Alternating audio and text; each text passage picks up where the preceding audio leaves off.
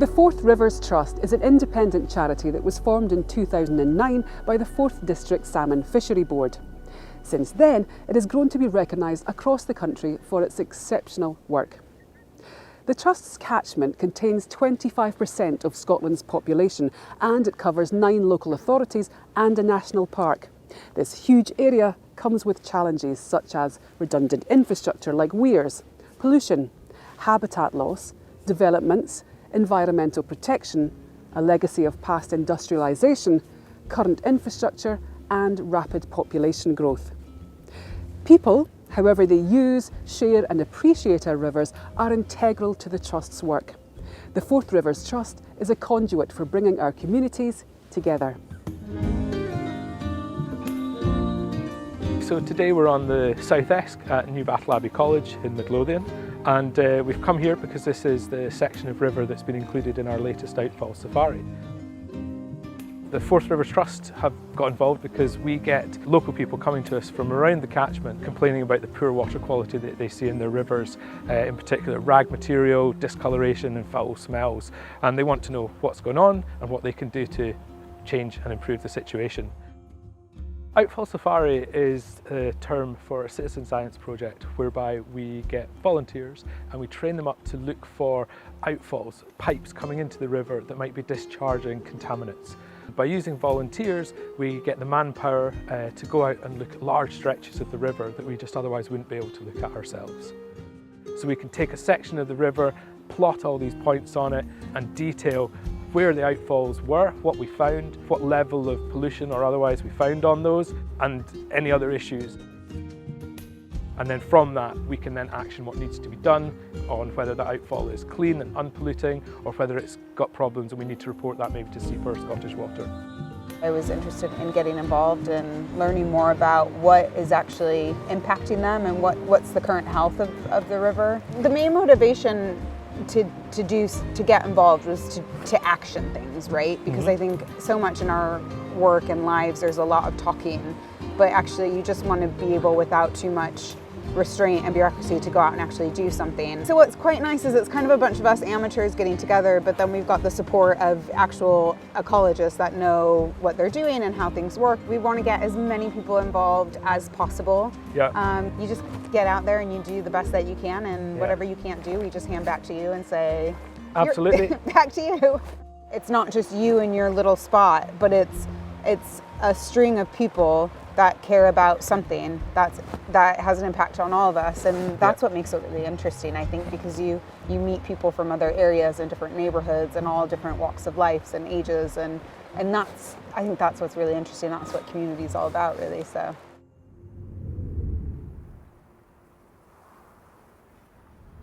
We are here today to do some rhododendron control.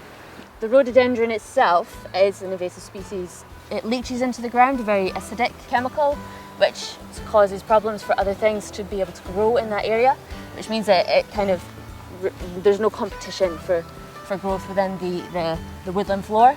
We're going to cut it all back, dig out a few stumps, treat some of the stumps with chemicals so that they don't grow back. I've got 2 months off over winter, so I like to fill up my time with some outdoor volunteering. It's nice to just meet some new people in the area. They do a lot of training and telling you health and safety and stuff to keep people safe. So, which is really a good thing, because people get a bit wary about coming out and doing things that they're not sure about doing. A big part of safety here is you don't want anybody inside your blood circle. And that's basically the area where I can reach with my sharp instrument. You need to be outside that when we're doing this. Long, straggly, gangly branches don't support themselves, so they touch down on the ground. Once you do this, they set root and effectively create another plant or plants, as you can see. You can see the sort of activity requires just to lop into smaller sections and then move it into piles, and then those piles will just get gradually bigger and bigger. Plenty in here to keep busy with anyway.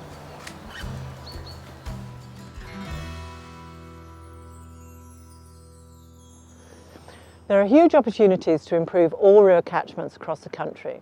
The Forth Rivers Trust makes evidence-based decisions on what to prioritise and where it works to enable the biggest and most effective impacts for nature and our communities. Some aspects and pressures on our rivers require targeted strategic interventions run by the Trust, requiring many stakeholders to come together and deliver sustainable solutions. To ensure that the Trust makes informed decisions, our scientific team supports this work and allows us to demonstrate the effects of these interventions, benchmarking future restoration of our river systems. From the smallest of reactionary work and a quick fix, all the way through to complex strategic and collaborative work with organisations and landowners, we deliver everything up to large landscape scale change. So Sandra, we're on the Allen Water today, seeing Revive the Allen, a huge project for the Trust. Yeah, it was the project was in 2 phases. It was funded by a Biodiversity Challenge Fund. Yeah, how much did they give? It must be. It was probably one of the biggest projects we've done, about £350,000. Wow, that's a lot. So a big project, a challenging project, but an exciting one. Yeah. Shall we go and have a look? Yeah, let's go and right, have a look. Let's go.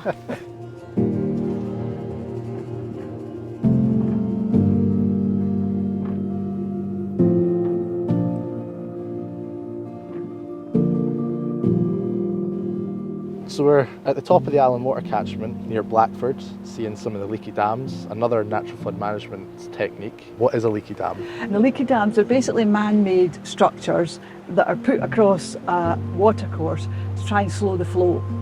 A real natural leaky dam would be either a tree that's fallen over a river or a burn, or maybe a beaver dam. But in this case, it's man-made, and Nigel, who's the factor of Blackford Estates, and I have been working together installing them across the upper reaches, the upper catchment and the tributary burns of the Allen Water. The project was called Revive the Allen Water because the Allen Water is very much a man-made canalised river for much of its stretch from here almost right down to Green Loaning, and that was because when the Victorians put in the railway they didn't want 20 bridges, so they just straightened it, and it's very non-natural. So what we wanted to do in reviving it was to make it a bit more meandering where we could. Yeah. And if we look in front of us, how we've done it is we've put in what's called woody debris, and it's big tree trunks with their root balls. And the trunks are secured in the bank with post and wire, and some rocks were on site. So we tried to use as much natural material as we possibly could. And you can already start seeing the changes as well, like, very flat flows previously, but you put the woody debris in and you've got runs, you've got the pools, you've got sediment depositions, everything that a river should actually have.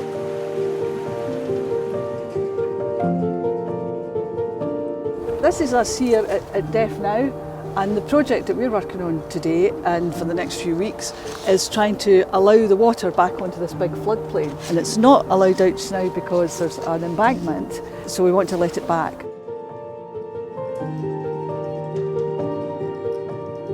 Since last week, there's quite a lot been going on. We've got a lot of the channel dug out now. And you can see the water starting to get a bit deeper there. It's where the water's coming off the land.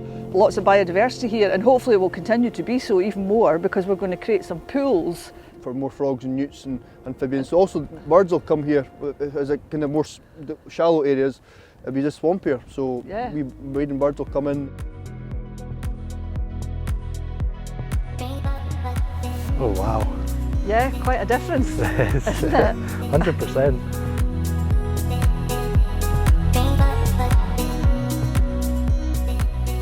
And wading birds, they need open water for feeding their chicks, insects and that. And right throughout the summer, when I came up here in the summer, even though we had a really dry summer, we still had the pool. So great for insects and great for the wading birds. And they're really vulnerable just now, these wading birds. Yeah. So anything that we can do to help.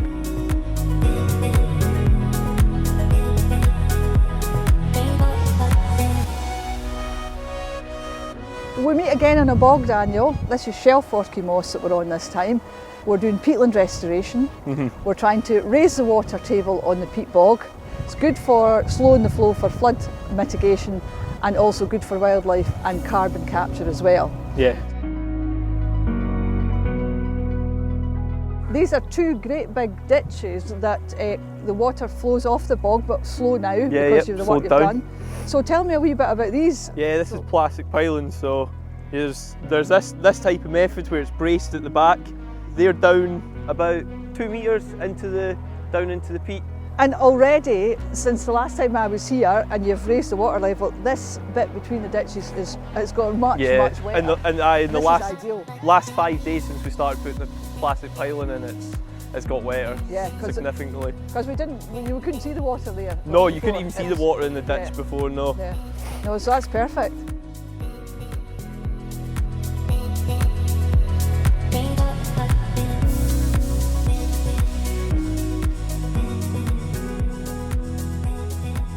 We're at Green Loaning, having a look at the Green Loaning Natural Flood Management Project, just slightly up from the Green Loaning Bridge. What we did was we put in some scrapes to hold some more water in the floodplain. We diverted the canalised ditches before they got onto the Allen water, and we actually broke some drains because this whole area in the past had all been artificially drained. All of this area would have been the natural floodplain of the Allen water. Absolutely. And it would have been wiggling around if it wasn't for the railway. The canalised section because of the railway, yeah. I mean, all this water, you know, it was looking like it was going straight into the Allen, whereas now, you know, it's going across this massive area. It's using the floodplain as it should do. There's another big area further upstream that's very similar in habitat, wetlands, with canalised ditches. So we're kind of thinking that would be the next project. We would like to look at that, certainly. It takes a team to do all these jobs. And as you say, all these projects all fit together for natural flood management. All incremental changes to slow the flow. All these little interventions to make a big impact in the difference. catchment. Yeah, no, absolutely.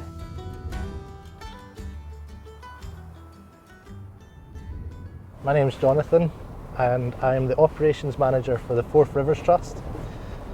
At the moment I am up at a place called Inverloch Larrig, checking out some of our projects. It's very snowy and cold up here, but it's just one of the aspects of my job that I get to do. Drive a 4x4 up into the hills, which is quite nice. Some of these areas there's not a tree in sight, you know, apart from that tiny little one over there that it's probably been there for ages and it's just clinging on. At one time, these rivers would have had much more tree cover running alongside them. You look at this landscape and people think it's stunning, and it is, but that doesn't mean that all is well. What we're trying to do here is regenerate this glen using a variety of different species, and what that should do is help the environment become more diverse. So trees, as they grow older, they'll start to deposit their leaves and other detritus in the river, and that detritus will feed invertebrates, which will in turn feed wild fish species such as salmon. Trees are also really important on riverbanks because they stabilise the banks and they provide cover, both shade, and when they fall they provide cover in stream and they break down into nutrients that eventually feed the inverts and feed the fish.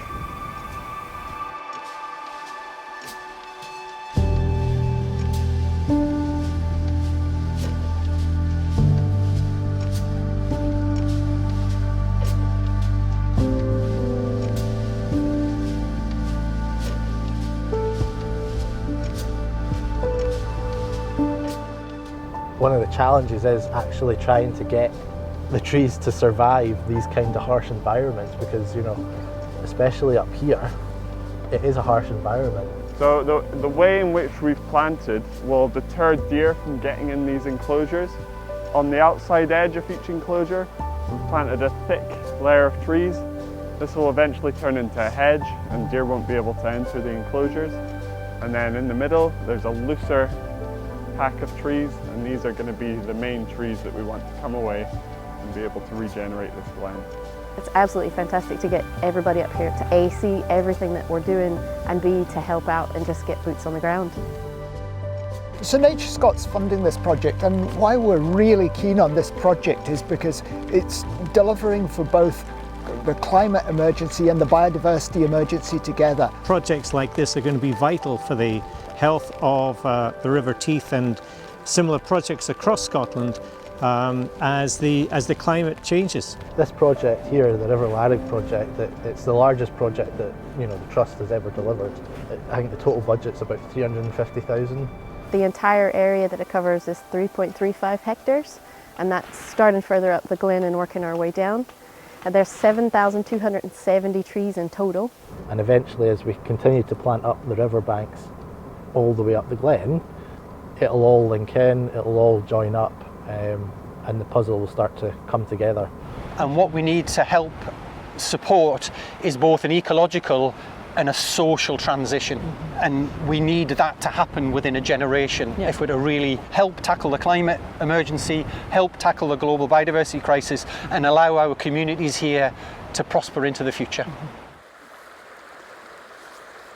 Targeting very specific pressures that cause significant negative impacts to an entire river system can result in an ecological explosion of unexpected proportions.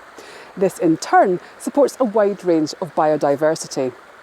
By identifying these key pressures across the Forth catchment, the Trust overcomes the legacy of barriers in the way of progress.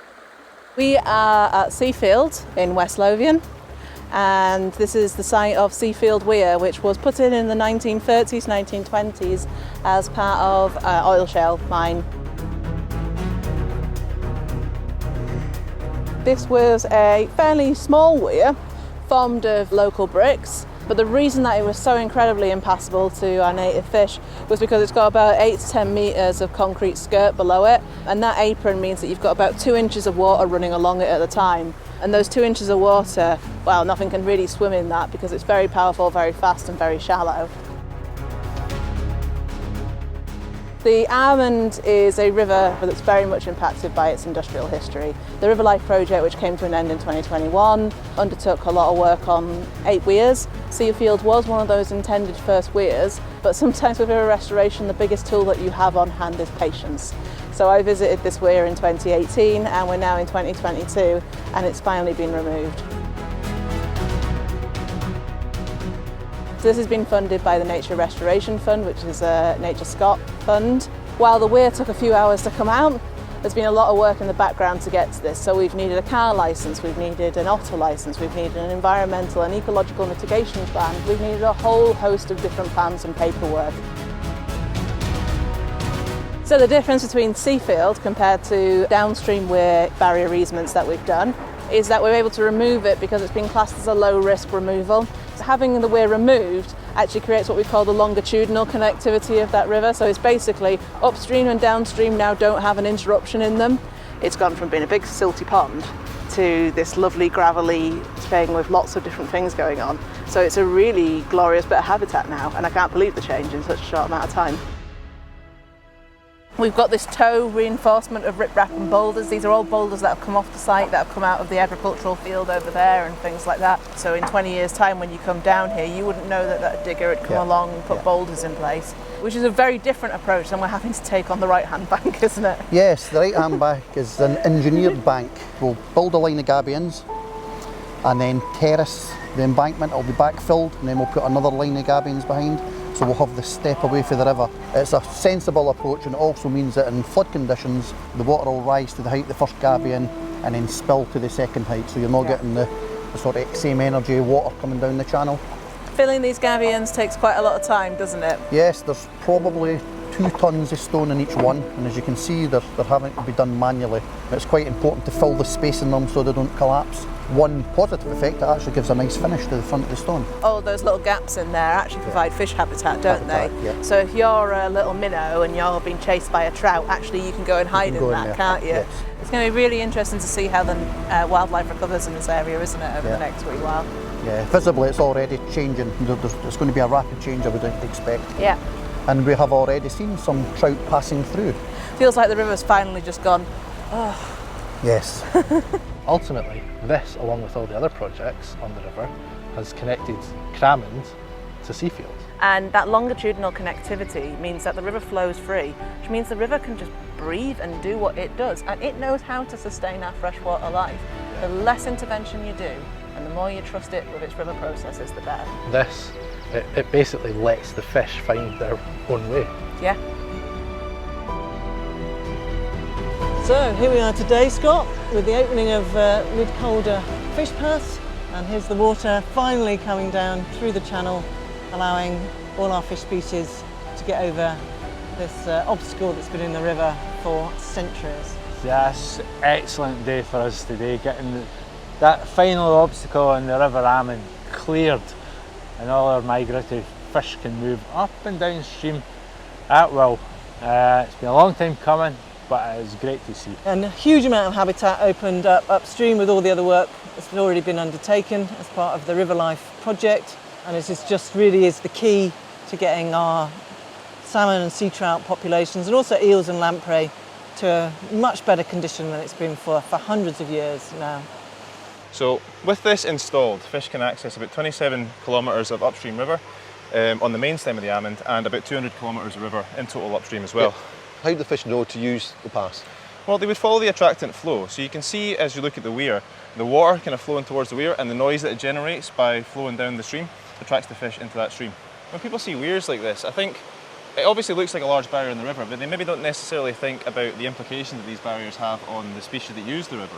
Yep. Especially because species like salmon and trout need to travel upstream. They don't just sit in the one area all the time. So yep. Opening these up for that is going to have a really big impact on those really critical species.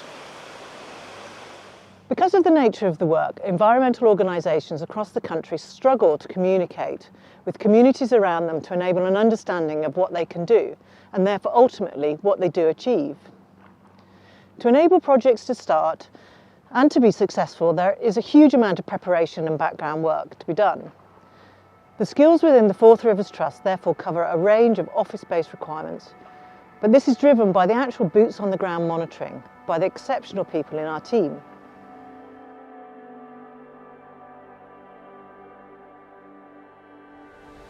So what you look at here is a tidal weir. It will be impassable twice a day on the low tide and passable twice a day on the high tide. So what we do at a low tide is we take this as an opportunity to catch the eels that are stuck below this weir. And you can see in the corner down there, there's one of our mop traps, and this acts as a little refuge point for eels coming in, trying to get above this weir, and they rest in here and wait until it gets to a high tide and they can easily swim above it. So I'm just going to raise this up, and usually do this bit quite slowly, just so that the eels don't immediately swim straight out. And then this bit, drop them straight in. You've got a little crab. We get all sorts coming into the trap. What we're doing here is checking through this. Oh, look at that, eels. Eels everywhere. We go through, look at that, eels, amazing. And once we're happy that we've got no more eels resting in there, this can just be chucked straight back in.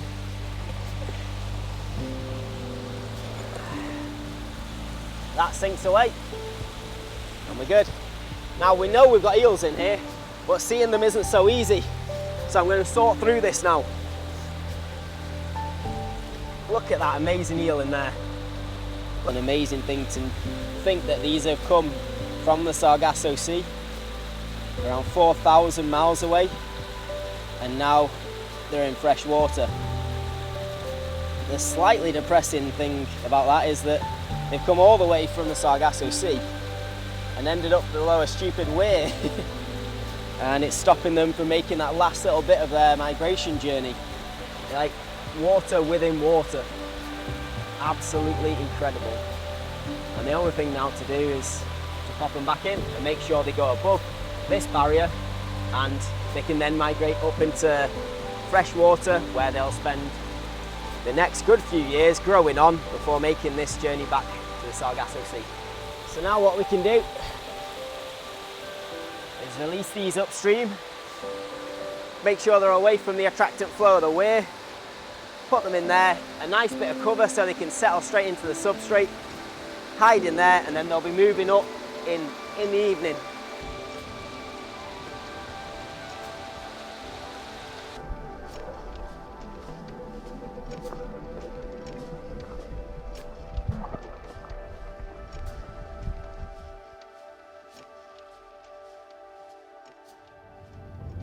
Last year we did a lot of species with eDNA, but we didn't find any sites with freshwater pearl mussel. Yeah, which was concerning. It was quite concerning. However, this year we've decided to focus in on the geographical spread of pearl mussel in the teeth, and so we've got 12 sites.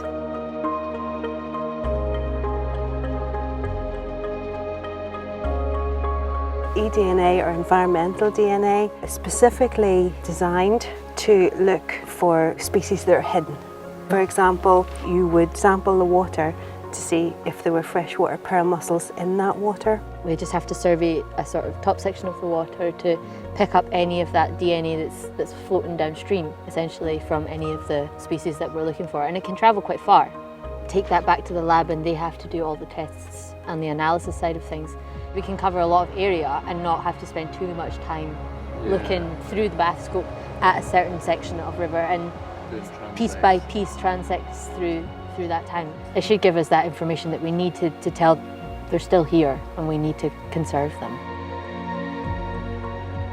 I'm always fascinated by eDNA surveying because it's such new technology in the biological monitoring sort of world. Yeah, and you can actually tell pretty accurately what species are in the environment that you're surveying. However, it doesn't tell you about the population of the species that you're looking at, so you don't know how many or the age structure, that sort of thing. And age structure is very important whenever you're looking at extinctions. There's still freshwater pearl mussel poaching going on. I know that up north they had a bailiff who was specifically investigating freshwater pearl mussel poaching. It's important that whoever's going out surveying for them understand those risks and understand what not to do so that the population isn't damaged. I believe June is the best time of year for pearl mussel surveying because they're putting the maximum amount of DNA out into their environment. The glaucidia, or the larvae, get released. They sort of float away from the population and latch on to a salmonid, and the gills is what they're looking for. So they need that sort of oxygen that the salmon are taking in. So it's all part of the life cycle.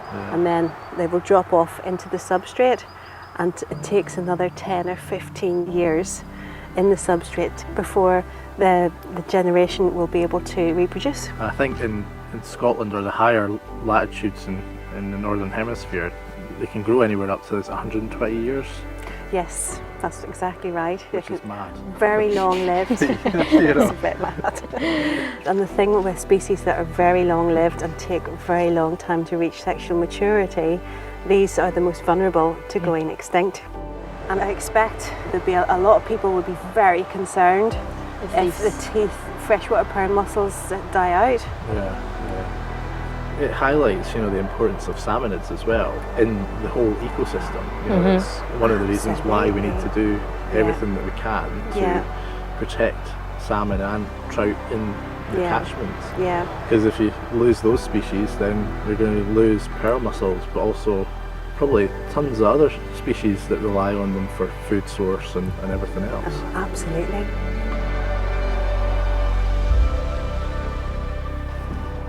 So electrofishing is really important for us. We can tell quite a lot about the river, including its general health. So we'll find out which species are in the river and also which species are dominant.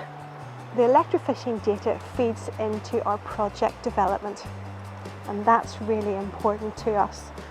For example, if we're not finding the salmon or trout that we think we should in a habitat, that means there's something potentially wrong, and so we can work out what is actually the problem or what is impacting that area. So electrofishing, it doesn't damage the fish, and it's probably the best way of getting information about the fish community. We do stun them for a few seconds and then they get put in the bucket and anaesthetised, but they recover from that. And whenever they're fully recovered, then we release them unharmed back into the river. And up. So this stick with the hoop on the end, that's the anode, and the tail that comes out the end of the backpack is the cathode. So without the water, there is no complete circuit. But if you add the water, then there is a complete circuit, and that gives rise to electrical current flowing through the water. And so whenever the electricity comes into contact with the fish, then they get stunned for a few seconds, and if you have a good flow, that flow will wash the fish down into the banner net, and George catches them in the banner net. There you go. Minnow. Minnow. It is indeed. Thank you very much. A nice little trout fry. Oh, what is that? That's a salmon fry. Another salmon fry. Yay! So normally electrofishing teams are 2 or 3 people. Myself and Will, we're obviously members of staff, and we have been through different types of qualifications, so we're team leaders. The third person can be less experienced, so we like to open up that to volunteers. George has been electrofishing for 10 years. Here we go. Thank you very much. Stickle back. We also like to open our electrofishing up to students and interns as well. It means that they're not just working in the office, they're able to get out into the river and into the field. And I think that is really invaluable in them gaining the experience from their time at the Trust. That's great. What is that? I think that's a trout fry. Oh, got an eel. So a nice salmon par. This one is a trout fry at 75 millimeters. It's always good to find eels. They are critically endangered. Okay, that's a nice little anaesthetised eel. It's about 170. Eel 217. Trout 72.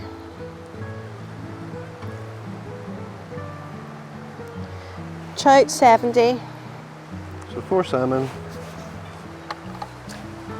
and 6 trout. Slightly disappointing though.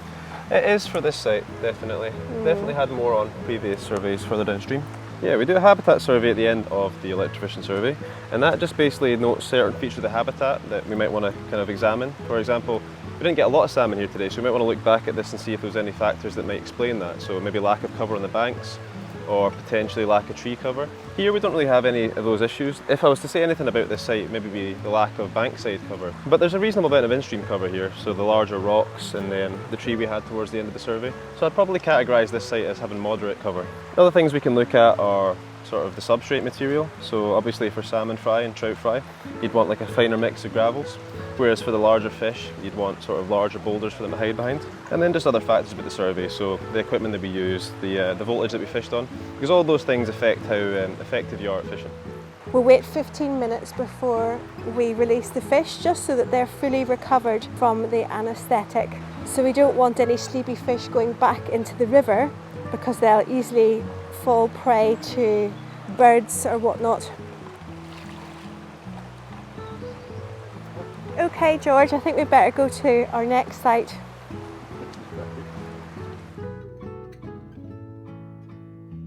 Forth Rivers Consulting Limited is the commercial arm of the Forth Rivers Trust.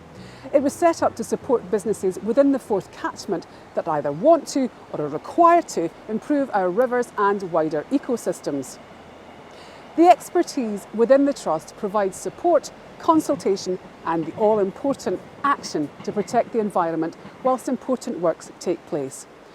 Responding to these demands, the team's skills are constantly being developed.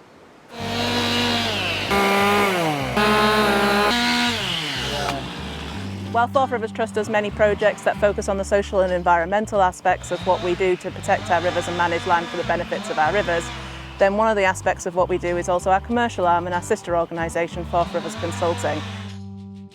So as Forth Rivers Consulting has grown and developed, and we're getting called on for a variety of needs, and it's important that we keep developing our skills and professional services to meet those needs as we go forwards. So I guess one of the reasons that we're starting to increase the amount of forestry stuff that we do at Forth Rivers Trust is because we're doing a lot of afforestation projects, afforestation basically meaning tree planting. If you're planting trees, you obviously need to do the management and maintenance of them. There are some areas where you can do more rewilding, more passive afforestation projects. But anywhere where you've got infrastructure or people accessing, then some degree of management is going to be required. Not only are we planting trees and getting more trees in the ground, but occasionally that means taking out trees, and mainly that's to do with non-native species such as the Sitka spruce that we've got behind us, which is really a tree of economic value and very little social or environmental. And we're doing that as training practice, but also as a favour to Amy and Mika, who are removing them for disease prevention.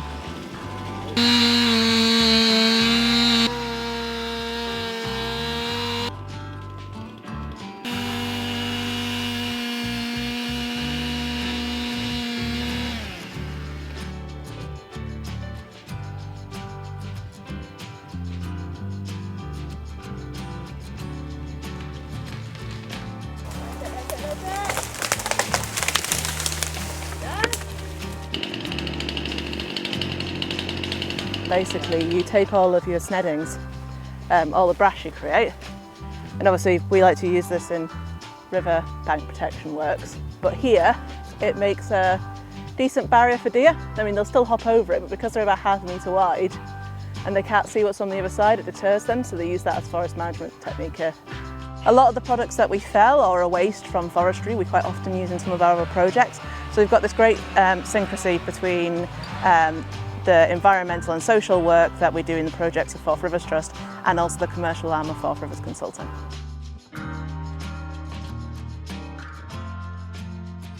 So this is our river centre. This is basically where we hold our fish throughout the life of the Fish in the Classroom project. Here is our water tank. We fill it up from the river, which is just outside our river centre here. Every few days it's fed through gravity, so it's higher up, and it feeds the pipes into the hatchery trays here. The water flows all the way through these trays. It's on a slight tilt, and it takes it to the other end where it drops into the bucket and then out a little drain at the other end of the centre. You can see the little lines in the tray here, so there's lots and lots of aeration happening around the eggs, allowing them to get all the oxygen that they need to survive. Whilst the classes have their eggs, we have these here developing alongside them, and then at the end of the project they all go out at the same time. So these guys will make it into the river as well. Start time is January, just after schools get back after Christmas.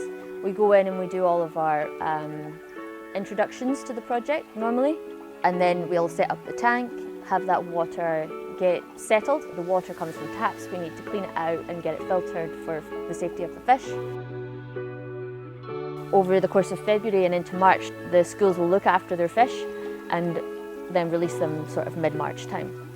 The main part of the project isn't just that they're looking after fish, it's like teaching them about the sort of the life cycle and like death that happens. We do always tell our kids that all of these fish won't survive, it's just how it happens in the wild. In the classroom, that's really taken on board because they're the ones that are looking at the eggs and removing the alevins that are dead and seeing that process happen and the struggles that the fish have.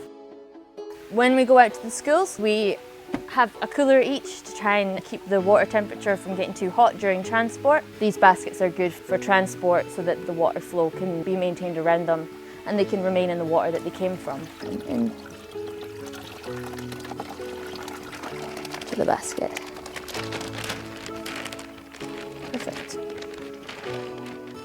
Got an aerator here. It pumps air through the air stone into the water. You can see. I put my polystyrene, set him on top, and that just keeps everything happy for transport.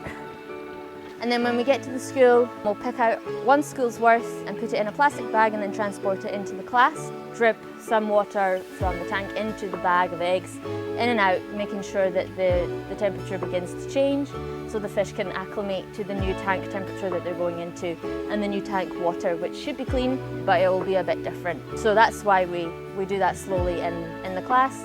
And having them in a little plastic bag is the easiest way to sort of float them in the tank and do that.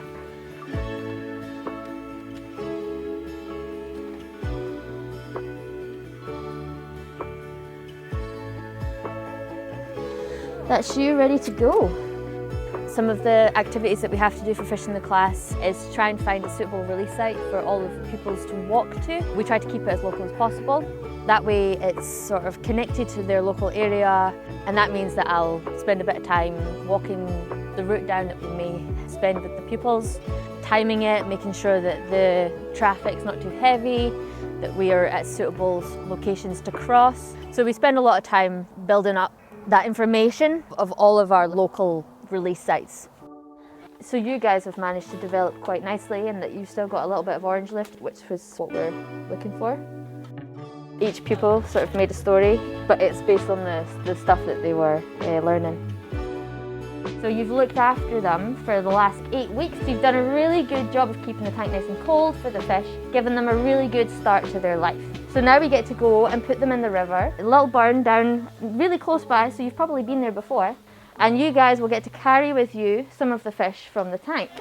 You've got 5. You've got 5. That's so cool, isn't it? So you guys have done your little walk down to the barn, and this is where we're going to put the fish in. You can all release them nice and safely into the water that Scott's already collected, so that's some water from the barn. So it gives them a little chance to sense what they're going into. I don't know, have a look. Perfect. Well done. Well done. Okay. I don't just tip the bucket in. They might not be ready to leave then, will they? So they need to come out on their own. So that's what we like to do for them. Goodbye. Wave goodbye. And there he goes. Well done. A fish is so cute. I got it because I did take care of him. I loved him when I was about to cry. Aww.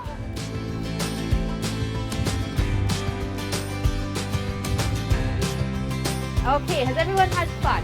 Yes! Are we all going to miss our fish? Yes! Did you have fun with the classroom activities of like looking after the fish and stuff? Do you think you learned a lot there, like how to keep the tank nice and cold, how to keep it clean, and learning all about what fish are going to face once they go into the river and the rest of their lives? Thank you! Bye!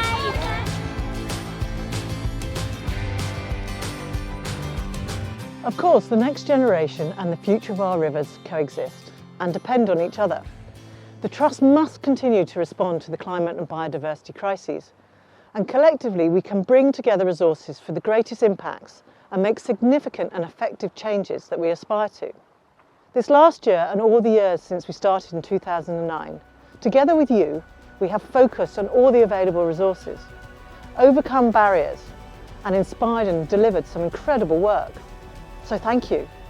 And now more than ever, we need your ongoing commitment for the future of our 4th rivers and of course for our next generation.